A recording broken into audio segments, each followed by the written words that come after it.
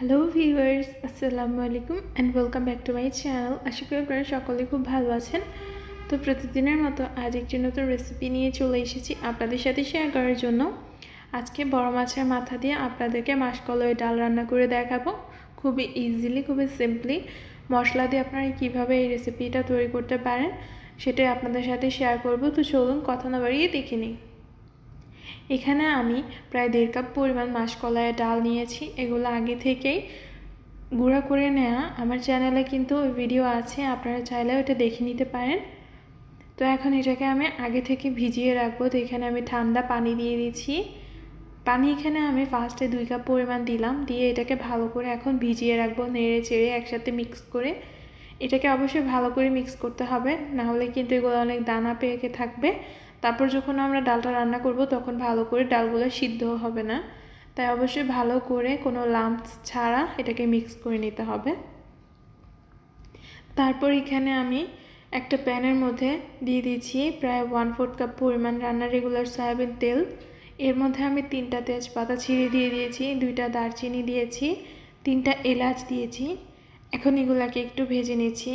আর অবশ্যই ডালটাকে কিন্তু ফুল রান্না করার আগে আধা ঘন্টার মতো ভিজিয়ে রাখতে হবে।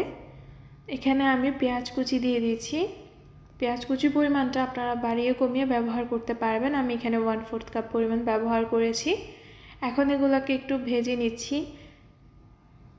তারপর এখানে আমি দিয়ে দিয়েছি 1 টেবিল চামচের চেয়ে একটু বেশি রসুন বাটা, আর হাফ টেবিলের চেয়ে একটু বেশি আদা বাটা, আর দিয়ে দিচ্ছি এখানে লবণটা আমি এখানে 1 টেবিল চামচ পরিমাণ দিয়েছি।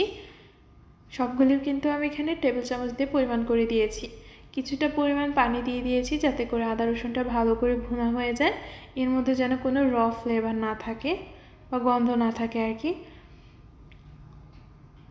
তো এখন এটাকে ভালো ভুনা করে নেওয়ার পর আমি এখানে দিয়ে দিচ্ছি হলুদের গুঁড়া, মরিচের গুঁড়া, ধনিয়ার গুঁড়া। এগুলাও এখানে আমি 1 টেবিল চামচ করে ব্যবহার করেছি। হলুদের গুঁড়াটা আমি হাফ টেবিল চামচ ব্যবহার করেছি। সব কিছু মশলা পানি দিয়ে ভালো করে আমি 2বার কষিয়ে নিব, মানে 2বারে পানি দিয়ে কষাবো আর কি। ফার্স্টে একটু পানি দিয়ে ভুনা করে নিব, তারপর আবার পানি দিয়ে এটাকে আবার ভুনা করে নিব।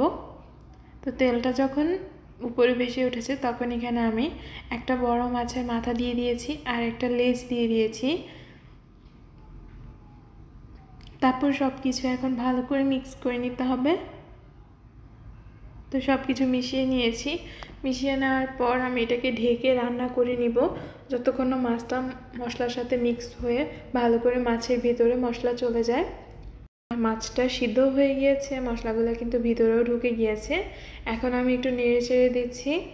মাছটা এই পর্যায়ে না ভাঙলেও চলবে, এটা এমনিতেও সিদ্ধ হয়ে যাওয়ার পর অনেকটা নরম হয়ে গিয়েছে। এখন একটু নেড়ে চেড়ে আমি এর মধ্যে আগে থেকে যে ভিজিয়ে রেখেছিলাম ডালটা দিয়ে দিব। আর অবশ্যই মাছটাকে ভালো করে নেড়ে চেড়ে দিতে হবে, নিচ থেকে যেন লেগে না থাকে। তো আমি সবগুলা মাছের অংশ একটু ভালো করে নেড়ে চেড়ে দিচ্ছি। নেড়ে চেড়ে এখন আমি এখানে আগে থেকে ভিজিয়ে রাখা ডালটা দিয়ে দিয়েছি। আপনারা কিন্তু একটু খেয়াল করলে দেখতে পারবেন আমি যে ডালটা দিয়েছি ডালের মধ্যে কিন্তু কোনো রকম লাম্পস নেই। তো এর মধ্যে আমি এখানে আরও 3 কাপ পরিমাণ পানি দিয়ে দিয়েছি।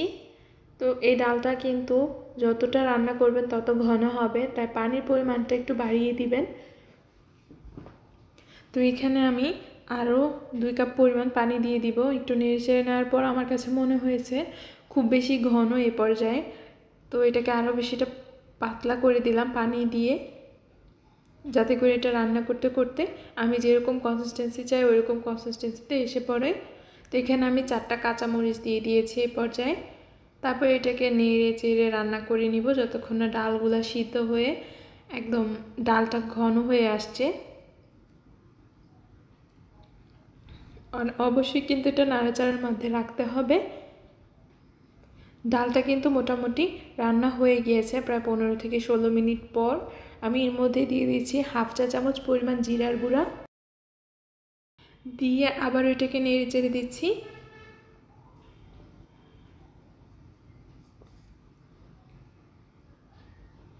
তো এটা কিন্তু প্রায় 16 থেকে 18 মিনিটের মধ্যে ডালটা রান্না হয়ে গিয়েছে।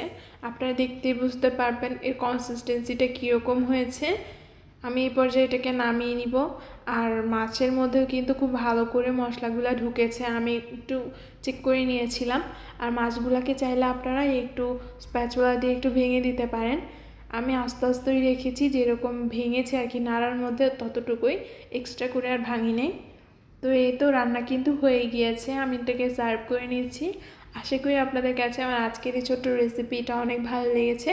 কেমন হয়েছে কমেন্ট করে জানাবেন, ভালো লেগে থাকলে লাইক শেয়ার করে আমার চ্যানেলটাকে সাবস্ক্রাইব করে আমার পাশেই থাকবেন। তো সকলের সুস্থতা কামনা করে আজকে এখানে বিদায় নিচ্ছি। সবাই ভালো থাকবেন, আমার জন্য দোয়া করবেন। আল্লাহ হাফেজ।